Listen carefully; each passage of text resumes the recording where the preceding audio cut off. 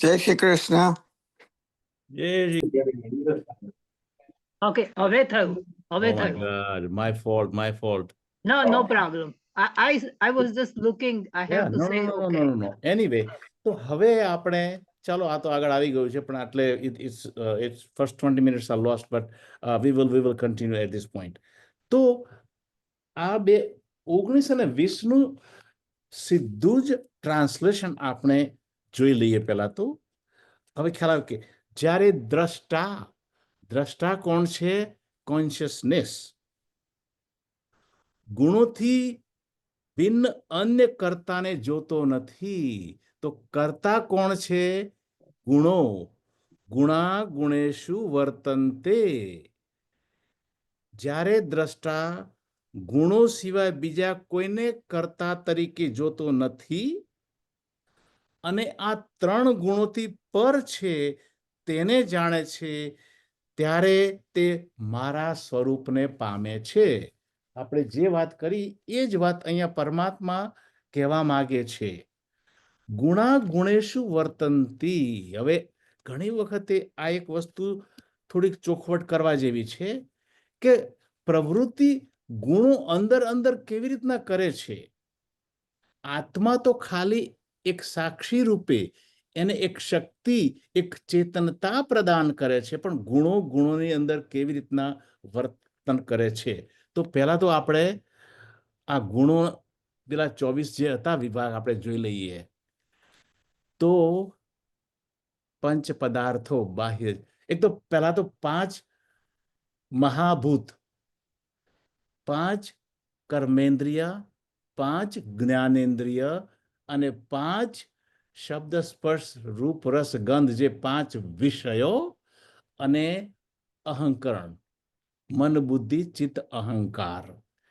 આ 24 થયા. હવે એ 24 ની અંદર આપણે એના વિકારો અંદર ઉમેરીએ. આ જે ગુણો છે ખરેખર એ વિકારો છે, તો એ વિકારો પણ એ પ્રકૃતિમાં આવી જાય છે. એટલે હવે એ પ્રકૃતિની અંદર કેવી રીતના કામ કરે છે તો આપણે વિચાર કરીએ તો આપણા ચિત્તની અંદર જે વાસનાઓ પડી છે, ધારો કે કોઈને સિગરેટ વાસના છે કે કોઈકને આલ્કોહોલ વાસના છે, ક્યાં છે એ માહિતી ક્યાં છે? ચિત્તમાં છે. તો એ કઈ જગ્યાએ છે? એ પ્રકૃતિમાં છે. એને કારણે એ આપણી બુદ્ધિને એક ઈચ્છા રૂપે આપણી બુદ્ધિમાં એક ઈચ્છા મોકલે છે કે ભાઈ મારે સિગરેટ પીવી છે અથવા તો મારે આલ્કોહોલ કન્ઝ્યુમ કરવો છે. તો આ જે ચિત્તમાંથી શું જન્મ્યું? તો એક ઈચ્છા જન્મી. હવે એ ઈચ્છા શું કરે છે?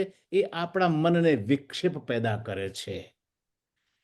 હવે મનનો વિક્ષેપ શાંત કરવા માટે મન શું કરે છે કે એની જે કર્મેન્દ્રિયો છે એ કર્મેન્દ્રિયોને કામમાં મોકલી દે છે. જાઓ, જે પદાર્થમાં મને ઈચ્છા છે એ પદાર્થ લઈ આવો. એટલે આપણી કર્મેન્દ્રિયો, તો એ કર્મેન્દ્રિયો આ પદાર્થોને મેળવવા માટે કાર્યરત બને છે. એટલે ટૂંકમાં બને છે શું? આપણી જ્ઞાનેન્દ્રિયો છે એ વસ્તુને નિહાળે છે અને એ જે ઉદ્દીપનો છે એ આપણા મનને ઉદ્વેગ એટલે કે ડિસ્ટર્બ કરે છે, કારણ કે આપણને એ વસ્તુ ગમતી છે અને એને કારણે આપણું મન કહે છે કે ના, મારે આ વસ્તુ જોઈએ છે. એટલે પ્રકૃતિના અંદર જ છે. આ પ્રકૃતિમાં શું છે? એક તો ગુણ વિભાગ છે અને એક કર્મ વિભાગ છે. આ જે બાહ્ય પદાર્થો જે છે એ ગુણ વિભાગમાં આવે છે. આપણી કર્મેન્દ્રિયો છે એ કર્મ વિભાગમાં આવે છે. ગુણા ગુણેશુ વર્તન્તે. એટલે આપણા આ જે ગુણો છે એ અંદર કાર્યરત રહે છે અને એના કારણે જ બધા કાર્યો થાય છે. આત્મા તો ખાલી સાક્ષી ભાવે છે. એટલે અહીંયા હવે કે છે 19માં કે જ્યારે દ્રષ્ટા એટલે ઓબ્ઝર્વર, ધ વિટનેસ, ધ સચ્ચિદાનંદ સ્વરૂપ, જ્યારે દ્રષ્ટા ગુણોથી પર છે બોડી માઇન્ડ ઇન્ટેલેક્ટ છે એ દ્રશ્ય છે. વેદાંતની ભાષામાં પ્યોર કોન્શિયસનેસ એ દ્રષ્ટા છે, શરીર મન બુદ્ધિ એ પ્રકૃતિ છે, એટલે એ દ્રશ્ય છે. અને એટલા માટે જ કહ્યું છે કે જ્યારે દ્રષ્ટા પોતાની જાતને આ દ્રશ્ય એટલે કે આ ઇન્દ્રિયો અને એના ગુણોથી પર સમજે છે, ત્યારે એ સાચું જાણે છે. ત્રણેય ગુણોને કારણે સઘળી ક્રિયાઓ કારણરૂપ બને છે. ગુણો અને ક્રિયાઓ જેનાથી પ્રકાશિત થાય છે, જેના દ્વારા પ્રકાશિત થાય છે, એ છે તે આત્મા છે. અને એ જે આત્માનું પ્રતિબિંબ મનની અંદર થાય છે અને એને પ્રતિબિંબિત ચૈતન્ય કહેવામાં આવે છે. એ પ્રતિબિંબિત ચૈતન્ય જે છે એટલે અંતઃકરણની અંદર ટૂંકમાં આ જે આત્માનું જે ચૈતન્ય છે એ અંતઃકરણને પ્રકાશિત કરે છે, એ પછી આપણા શરીરને પ્રકાશિત કરે છે. આ રીતના આનું આખું ટ્રાન્સફર થાય છે. એટલે જે વ્યક્તિ આનું અતિક્રમણ કરી, જેને આ પ્રકૃતિના ગુણોની ઉપર જઈને ખરેખર પોતાની જાતને દ્રષ્ટા તરીકે સમજે છે, તે સાચું જાણે છે. હવે એ 19માં છે. હવે 20માં છે એની એ જ વસ્તુ પરમાત્માએ થોડીક ફેરવીને આપણને કહી છે, તો આપણે એનો પણ મિનિંગ જાણી લઈશું કે 20માં શું કે છે. આપણા દેહની ઉત્પત્તિના કારણરૂપ આ ત્રણેય ગુણોનું અતિક્રમણ કરીને આ દેહની ઉત્પત્તિનું કારણ શું છે? તો એ છે પ્રકૃતિ. આપણે કારણ કે વાસનાઓને કારણે જ આપણો જન્મ વારંવાર થયા કરે છે ને. દેહની ઉત્પત્તિના કારણરૂપ આ ત્રણેય ગુણો એનું જે અતિક્રમણ કરીને દેહી એટલે કે આ જીવાત્મા એ મૃત્યુ અને જરાના દુઃખોથી મુક્ત થઈ અમૃતત્વને પામે છે. અમૃતત્વ એટલે ફ્રીડમ, અમૃતત્વ એટલે કે ધ લિબરેશન. એક જ વસ્તુ પરમાત્માએ બે રીતે કહી છે કે આપણું જે સતચિત આનંદ, આ સત સ્વરૂપ છે જે, તો આ દેહની ઉત્પત્તિ કેવી થઈ છે? આપણે જેમ પ્રકૃતિમાંથી, પણ એટ ધી અદ્વૈતની ભાષામાં તો પ્રકૃતિ પણ આપણે જે પેલો પ્રલયની સ્થિતિમાં જોઈએ તો પ્રકૃતિ જે છે એ પહેલા પ્રકૃતિ હતી, એ પહેલા તો ખાલી પરમાત્મા સ્વરૂપ જ હતું, અને એ પ્રકૃતિની અંદર પરમાત્માએ પછી આખું સર્જન કર્યું છે. એટલે કે આ પ્રકૃતિ છે એની પેલે પાર જવાનું છે. એટલે કે જીવાત્મા જે છે, ફરી આપણે એકવાર એ જોઈ લઈએ. દેહની ઉત્પત્તિ ના કારણરૂપ આ જે પ્રકૃતિ છે એને જે અતિક્રમણ કરે છે, one who goes beyond it, he knows, he gets અમૃતત્વ. એટલે બે વસ્તુ આમાં કહી છે. 19માં શું કહ્યું છે પરમાત્માએ? મદભાવસ અધિગચ્છતિ, જે ખરી દ્રષ્ટા તરીકે શરીર મન બુદ્ધિને દ્રશ્ય તરીકે જુએ છે, તે મારા સ્વરૂપને પામે છે. અને બીજો જે છે કે જે આ જે પ્રકૃતિ છે એ કારણ રૂપે છે અને એને જુએ છે, તો અમૃતત્વ અનુષ્યતે, એટલે કે એ પણ અમૃતત્વને પ્રાપ્ત કરે છે. આટલું ભગવાને સમજાયા પછી હવે અર્જુન પ્રશ્ન ભગવાનને પૂછે છે, જે આપણે સાંભળીએ.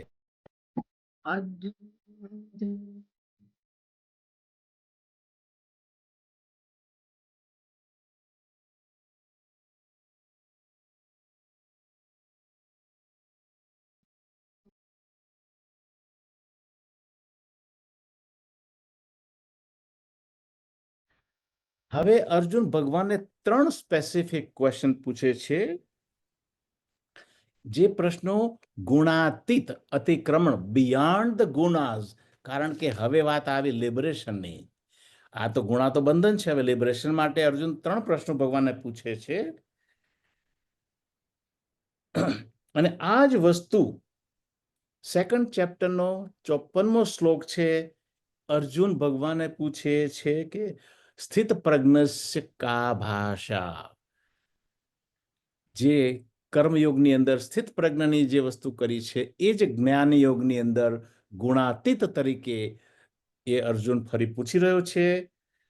તો એ કહે છે કે પ્રભુ, જે ગુણાતીત છે, આ જે ગુણોથી પર જતો રહ્યો છે, એના લક્ષણો શું છે? જે ગુણોથી પર જતો રહ્યો છે એનું જીવનમાં આચરણ કેવું હોય છે? અને ત્રીજી વસ્તુ પૂછે છે કે આ ગુણાતીત કેવી રીતના બની શકાય? તો ગુણાતીતના લક્ષણો, ગુણાતીતનું આચરણ, અને હું ગુણાતીત અથવા તો આપણે ગુણાતીત કેવી રીતે બની શકીએ, એ અર્જુન ભગવાનને પૂછે છે. હવે ભગવાન એનો જવાબ આપે છે. તો એક બાજુ છે તો વિચારો છે અને એક બાજુ છે કોન્શિયસનેસ, એટલે એક બાજુ, કારણ કે હવે હવે હવે જે વિષય આવશે એ થોડોક મેડિટેશન તરફ આવશે. જ્યારે આપણે મેડિટેશનમાં બેઠા હોઈએ તો આપણે ઇન્દ્રિયોને બાહ્ય જગતમાંથી પાછી ખેંચી લઈએ છીએ અને આપણા વિચારોને પરમાત્માની તરફ આપણે અંદર મોકલીએ છીએ, પરમાત્મા તરફ મોકલતા હોઈએ છીએ. એક સમય એવો આવે છે કે ખાલી 2 જ વસ્તુનું અસ્તિત્વ હોય છે, એક બાજુ વિચારો અને બીજી બાજુ પરમાત્મા. જે વિચારો જે છે એ જગત છે, કોન્શિયસનેસ બીજી બાજુ છે એ જગદીશ છે. હવે એક સ્થિતિ એવી આવી જાય કે આ વિચારો કમ્પ્લીટલી થંભી જાય, વિચારો કમ્પ્લીટલી એબસન્ટ થઈ જાય, તો જે પછી બચે છે એ ફક્ત જગદીશ અથવા તો કોન્શિયસનેસ જ બચે છે. એ વસ્તુ પર પરમાત્મા અહીંયા થોડી આપણને વાત કરશે. એક બાજુ કોન્શિયસનેસ છે અને બીજી બાજુ વિચારોનું જગત છે. મેડિટેશનમાં આપણે વિટનેસ બનીને આપણા વિચારોને અલિપ્ત ભાવે આપણે જોવાના છે.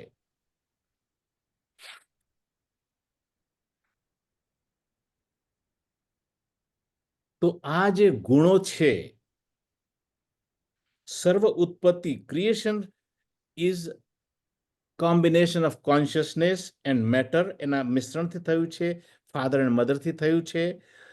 આ ગુણોથી બચવા માટે we have to constantly remember who we are.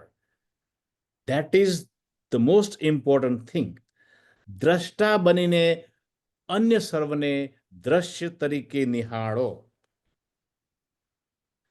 તો કોઈ કહે છે કે જે આત્મા છે આ જોવા માટે જે શક્તિ પ્રદાન કરે છે એ ખરેખર કાર્ય જ ગણાય ને. તો અહીંયા પણ પરમાત્માએ ક્લિયર કર્યું છે કે જે દ્રષ્ટા ભાવ છે, જે એ એનો મૂળ સ્વભાવ છે. આપણે જેમ પહેલા વાત કરી છે કે પ્રકૃતિ, it is a nature of the consciousness, તો એને વર્ક તરીકે ગણવામાં નથી આવતું. 22 અને 21માં પ્રશ્ન અર્જુને પૂછ્યો, તો 22 અને 23ની અંદર પરમાત્મા અર્જુનને લક્ષણો વિશે સમજાવે છે કે જે ગુણાતીત હોય એના લક્ષણો કેવા હોય. તો આપણે એ 22 અને 23 થોડુંક સાંભળી લઈએ. શ્રી ભગ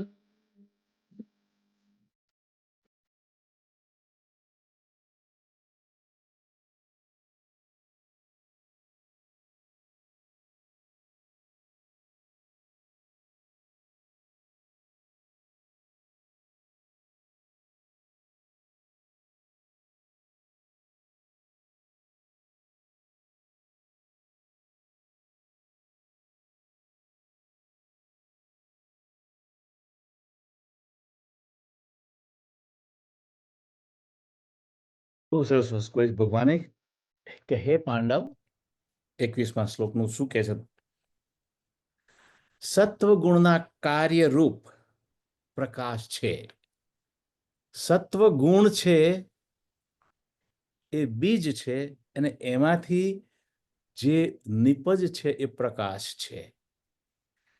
રજોગુણના બીજમાંથી પ્રવૃત્તિ પેદા થાય છે અને તમોગુણમાંથી મોહ પેદા થાય છે.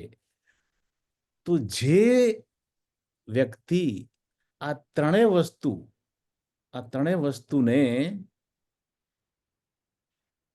હોય તો એનો દ્વેષ નથી કરતો અને ન હોય તો એની ઈચ્છા નથી કરતો, એ ખરેખર ગુણાતીતનું એક લક્ષણ છે. 22માં શું કે છે એ આપણે જોઈએ.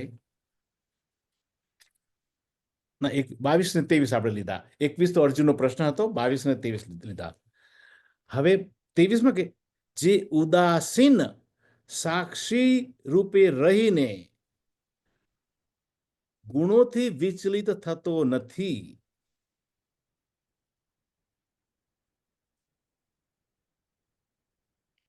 ગુણો જ ફક્ત વર્તે છે એમ સમજીને જે સ્થિર રહે છે, ચલિત થતો નથી, તે ગુણાતીતનું એક લક્ષણ છે. હવે આ બે વસ્તુ પરમાત્માએ આપણને આમાં કહી છે. જે જ્ઞાની છે, the person who is seated in consciousness, એની અંદર એક વસ્તુ હોય છે જે કે પૂર્ણતાનો ભાવ. એને કોઈ પણ વસ્તુનો અભાવ લાગતો નથી, એ પૂર્ણતાની સ્થિતિમાં હોય છે. પ્રકાશ, પ્રવૃત્તિ અને મોહ આ ત્રણેય પણ વિકારો છે. એ ત્રણેય પણ મનના વિકારો છે. સાત્વિક મનનો વિકાર છે પ્રકાશ, રાજસિક મનનો વિકાર છે એ પ્રવૃત્તિ અને તામસિક મનનો જે વિકાર છે એ મોહ છે. આ ત્રણેય પણ વિકારો છે. દે બિલોંગ ટુ પ્રકૃતિ. એટલે હજી અને ગુણાતીત પુરુષ આ ત્રણેયની હાજરી એનામાં હોય તો એને કોઈ દ્વેષ કરતો નથી, અને આ ત્રણ ગુણની ગેરહાજરી હોય તો શોક કરતો નથી. તે તો સુખ અને શાંતિમાં પોતાના આત્મભાવમાં હંમેશા સ્થિત રહે છે, સચ્ચિદાનંદ સ્વરૂપે સ્થિત રહે છે. હવે 23માં કહે છે કે ઉદાસીન और તટસ્થ, જે વ્યક્તિએ ઉચ્ચ આસન ગ્રહણ કર્યું છે, તે ઉચ્ચ આસન કયું? તો જે આત્મ સ્વરૂપમાં સ્થિત થયો છે એ ઉચ્ચ આસન છે. એ નીચી વસ્તુ એટલે કે પ્રવૃત્તિ જે છે એના તરફથી પોતાનું ધ્યાન કમ્પ્લીટલી હટાવી શકે છે, અને એને ગુણોના પ્રભાવથી એ બિલકુલ વિચલિત થતો નથી, કારણ કે તે જાણે છે કે ગુણેશુ વર્તન્તે, શરીર, મન અને બુદ્ધિ આ ત્રણેય વસ્તુ અંદર ગુણોને કારણે કાર્યરત છે. તો આ વસ્તુ એના લક્ષણોની વાત કરી. હવે આગળ 23-24 આપણે 23 આવી ગયું, 24-25 અને 26 સાથે પણ ગણી લઈએ તો એ જે ગુણાતીત વ્યક્તિ છે એનું જીવનમાં વર્તન કેવું હોય છે, આપણને કેવી રીતના વર્તે છે, એ પરમાત્માએ આ 3 શ્લોકમાં આગળનામાં આપણને વાત કરી છે.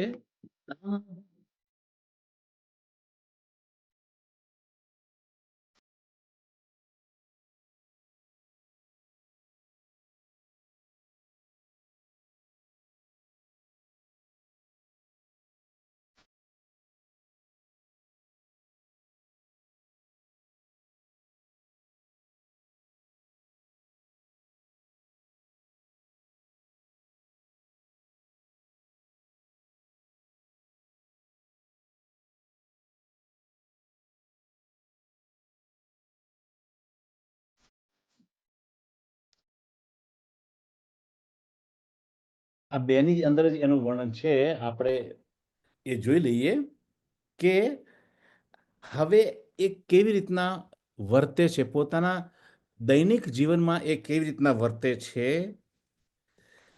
તો જીવનની ચડતી અને પડતીમાં જે સમતા, જે સમત્વ અને સ્થિરતા જે જાળવી શકે છે, કયા કારણે? તો એ પોતે પૂર્ણ સ્વરૂપ છે, એને કોઈ પણ વસ્તુની જરૂરિયાત નથી. He has gotten everything he needs. જ્યારે એને પરમાત્મા સ્વરૂપનું અનુસંધાન થઈ ગયું છે, ત્યારે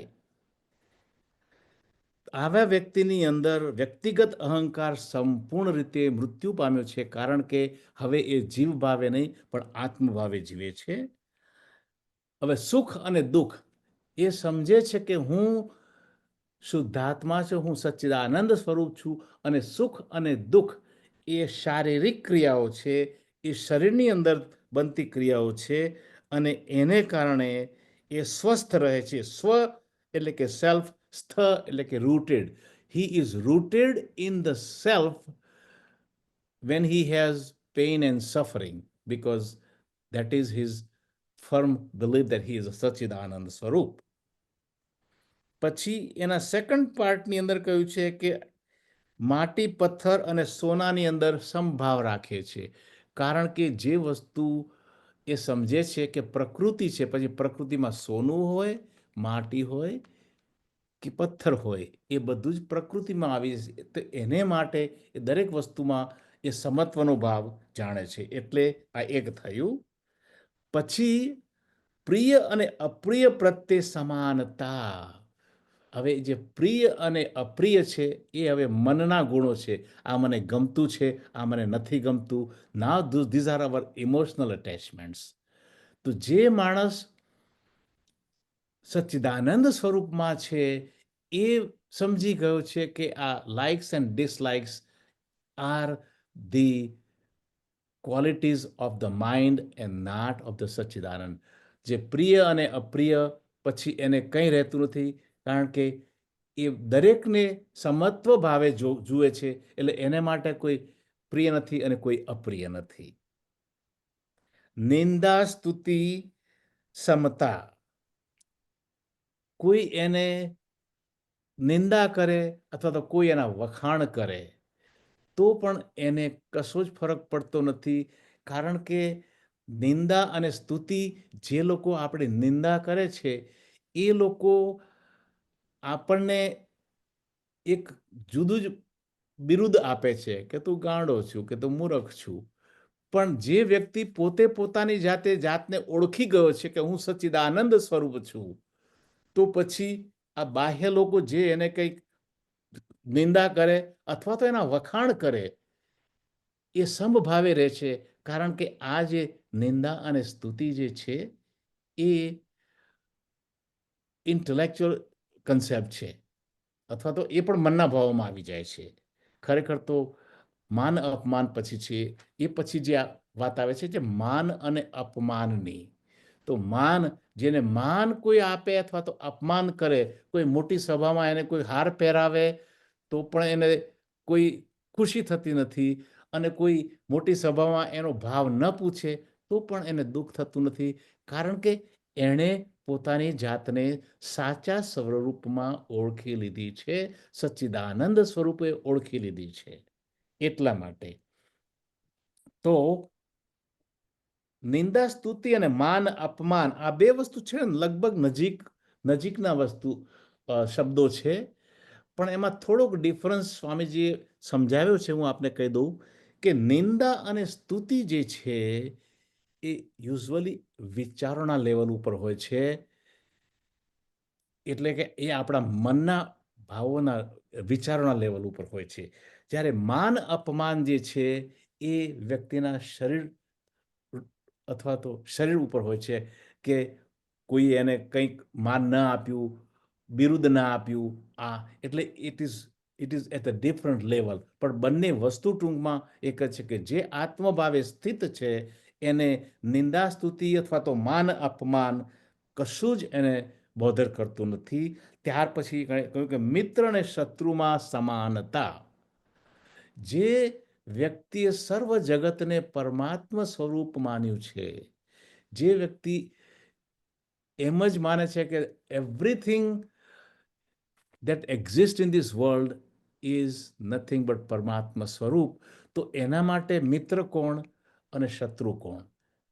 અગેન પાછો એ જ કે જે સચ્ચિદાનંદ સ્વરૂપમાં સ્થિત છે, જે 3 ગુણોથી ઉપર ગયેલો છે, 3 ગુણોથી બિયાણ ગયેલો છે, એ વ્યક્તિને મિત્ર શત્રુ એની અંદર પણ કોઈ ફરક પડતો નથી. સર્વારંભ પરિત્યાગી, સર્વારંભ પરિત્યાગી કહેવાનો બાબત શું છે? એ જે ગુણ છે એ રાજસિક વ્યક્તિનો ગુણ છે કે ક્રિયા. રાજસિક વ્યક્તિ જે ગુણાતીત છે એણે આને કમ્પ્લીટલી ત્યાગ કરી દીધો છે. કેમ? કારણ કે આ રાજસિક વ્યક્તિની પ્રકૃતિ છે. એણે આરંભ કર્યો તો કોઈક મોટું એણે એમ કે બિલ્ડિંગ ખરીદી એમાં ફેક્ટરી કરી, તો એ આરંભ થઈ ગયો. ત્યાર પછી શું છે, એની એક પ્રોડક્ટ એણે બહાર પાડી અને એમાંથી એને નફો થયો, તો એ પ્રોફિટ મેળવવાનો એને આરંભ થયો. હવે એ પ્રોફિટ મળ્યો એનાથી એને એના ઉપભોગની બધી જુદી જુદી સારી વસ્તુઓ ખરીદે છે, તો એ ખરીદવાનો આરંભ થયો. પછી પાછી એને બચત થઈ તો એણે બેંકમાં જમા કરીને એક બાજુ સાચવી રાખવા માટેનો આરંભ કર્યો. એટલે દરેક વસ્તુ કંઈક આરંભ થઈ રહ્યો છે. જે ગુણાતીત છે, આ સર્વારંભ પરિત્યાગી, આરંભ શાનો છે? પ્રવૃત્તિનો છે.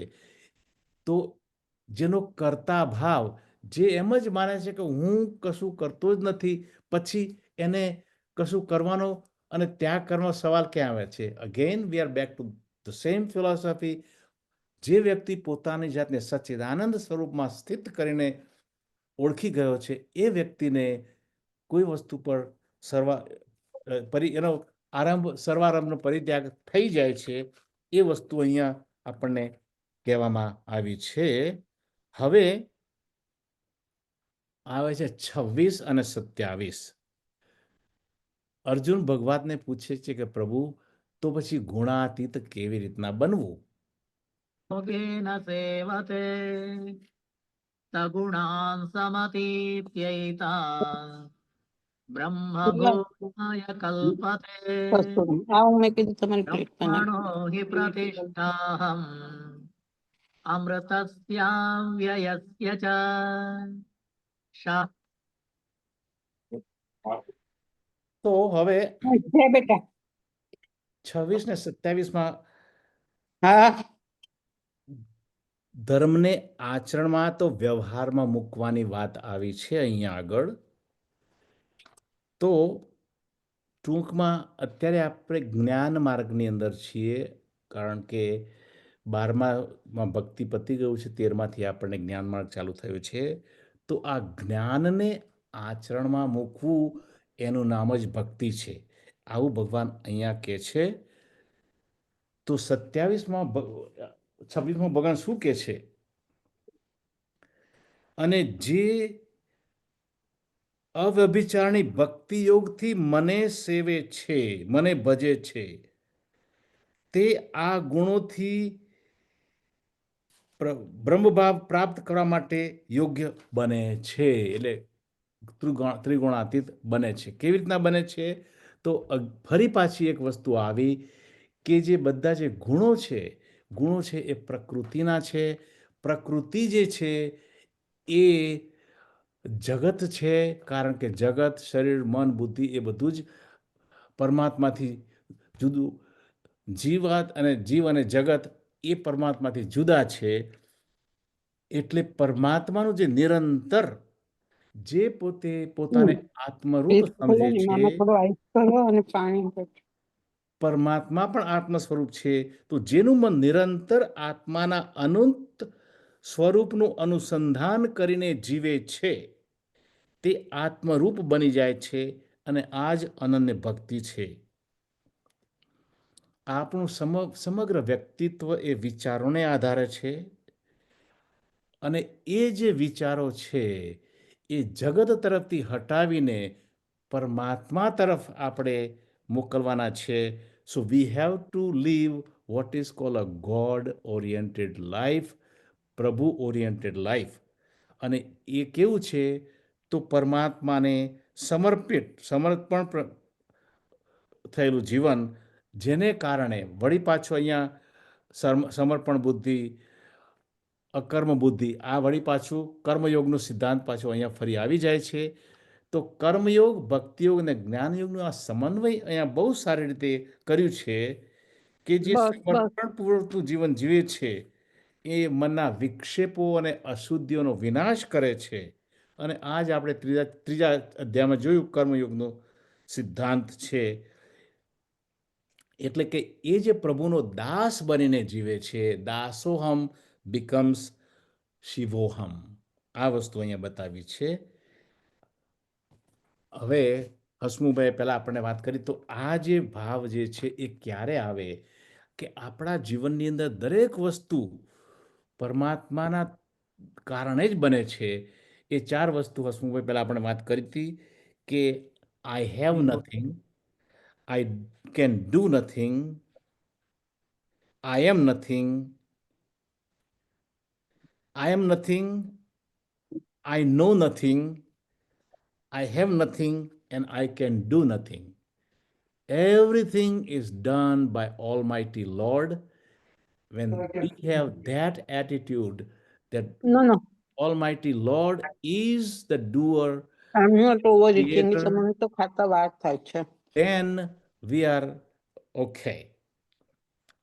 આ જે શરીર મન બુદ્ધિ છે, આપણે ઘડો જોઈએ ને તો આજે તો ઘડાની અંદર, સવારમાં કેટલો વાર ચાલ્યું હતું બહાર અને ચાલુ છું ઘરમાં આયા. can you please keep silence?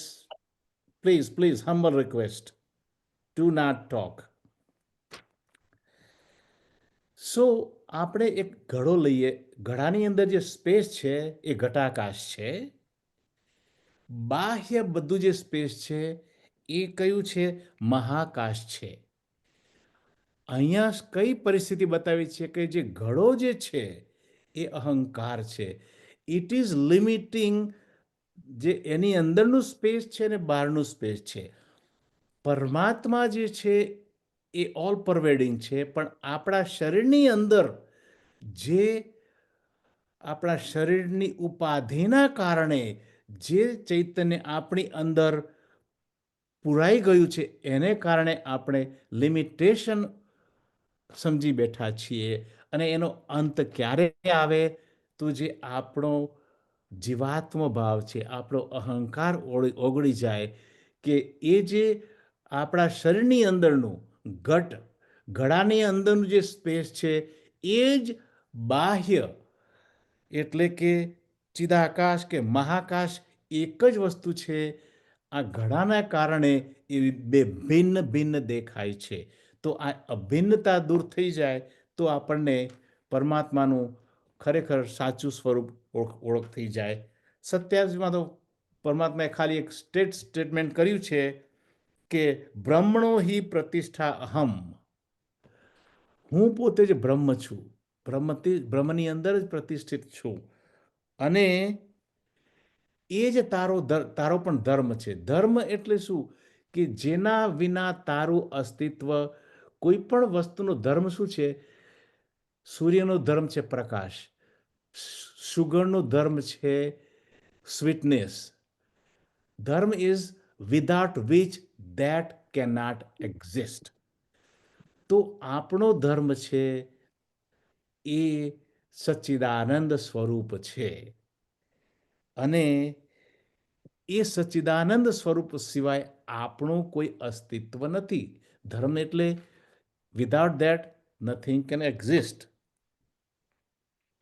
આપણો ધર્મ છે it is Sachchidanand, it is pure consciousness, અને એ જ વસ્તુ પરમાત્મા સચ્ચિદાનંદ સ્વરૂપ, એટલે કે બંનેની એકતા અહીંયા આગળ બતાવી છે. હવે હસમુખભાઈ, તમને 2 શબ્દો એડ કરવા હોય તો I think we have few minutes, કારણ કે નેક્સ્ટ ટાઈમ તો હવે આપણે 15મા અધ્યાયથી સ્ટાર્ટ કરીશું, કારણ કે એ તો ખૂબ અગત્યનો પાછો અધ્યાય આવી રહ્યો છે.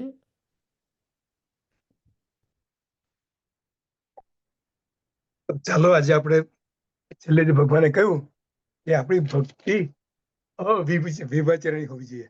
એટલે વ્યભિચાર આપણને ખબર છે કે વ્યભિચાર એટલે શું, તો અવ્યભિચાર ભક્તિ એટલે એનો અર્થ શું થાય, તો એમાં એ ભક્તિમાં સંસારનો આશ્રય નહીં, કે કર્મનો કે જ્ઞાનનો પણ આશ્રય નહીં, ખાલી એક માત્ર મારો સંબંધ ભગવાન જોડે જ છે, એટલે એમનો જ એકલો આશ્રય, અનન્ય આશ્રય જેને કહેવાય, અનન્ય, હા, અનન્ય આશ્રય. આમ અનન્યાશ્રય. ભગવાન જ આપણું ઘર છે, ભગવાન જ આપણો રક્ષક છે, ભગવાન આપણો આધાર છે, બધું ભગવાન છે આપણું.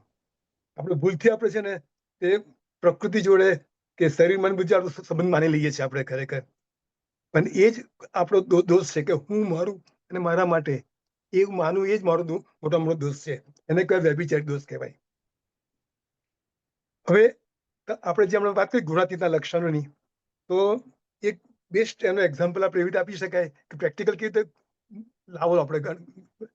લાવવું કેવી રીતે આપણે એમાં, તો એના માટે 4 મુખ્ય મારી દ્રષ્ટિએ ગુણો કહેવા પડે આપણે, કે હ્યુમિલિટી, ગ્રેટિટ્યુડ, ઇન્ટિગ્રિટી અને કમ્પેશન.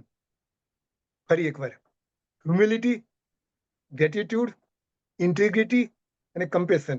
હ્યુમિલિટી એટલે શું? નમ્રતા, જે નમે સૌને ગમે. હવે હ્યુમિલિટી, નમ્રતા ક્યારે આવે? કે જ્યારે આપણું અભિમાન, અહંકાર જાય ત્યારે આવે. આપણે અહંકાર શાનો કરીએ છીએ? આપણે જે જીવી રહ્યા છે, હું જે બોલી રહ્યો છું એ કઈ મારું પોતાનું છે? ના, ભગવાન મને શક્તિ આપી છે, હું બોલી રહ્યો છું. ધારો કે આપણે આપણી હેસિયત શું આ દુનિયામાં? ધારો કે આપણે એક દાખલા કે પૃથ્વી છે, એમાં અમેરિકા એક દેશ છે, એમાં શિકાગો સિટી છે, એમાં મારું ઘર છે, એમાં હું છું, બરાબર? મારું હેસિયત એટલી કેટલી નાની થઈ ગઈ. હવે આપણે આગળ જઈએ તો સૂર્યમંડળમાં કેટલા બધા ગ્રહો છે, એમાં પૃથ્વી એક નાનો ગ્રહ છે. એનાથી આગળ જઈએ આપણે ધારો કે, તો એક ગેલેક્સીમાં કેટલી બધી સૂર્યમંડળો છે, કેટલા તો સૂર્યમંડળો છે, અનંત સૂર્યમંડળ છે એક ગેલેક્સીમાં. અને એનાથી આગળ જઈએ તો યુનિવર્સમાં, આ કોસ્મોસમાં કેટલી બધી ગેલેક્સીઓ છે બધી. તો આટલી બધી ગેલેક્સીમાં આટલા સૂર્યમંડળ, આટલા બ્રહ્માંડો બધા, તો આમાં આપણી હેસિયત શું? આપણે કશું આપણે સારું અભિમાન કરીએ છીએ આપણે. એટલે એક અભિમાન કરવું જોઈએ, એટલે નમ્રતા લાવવી જોઈએ. એટલે નમ્રતા આવશે ને તો બધા જ ગુણો ફટાફટ આવી જશે. આ જે રાગ દેશ બધા છે ને, બધા ગુણો આવી જશે. બીજું ગ્રેટિટ્યુડ. ભગવાને આપણે આવતા પહેલા આપણને આપણે મા બાપ આપ્યા, ભગવાન દૂધ તૈયાર રાખ્યું, પાણી તૈયાર રાખ્યું, હવા તૈયાર રાખી, કેટલું તૈયાર રાખ્યું છે ભગવાન આપણા માટે. ગ્રેટિટ્યુડનું તો ગ્રેટિટ્યુડ એટલે કૃતજ્ઞતા. આપણે હંમેશા કૃતજ્ઞતા, યસ, કૃતજ્ઞતા.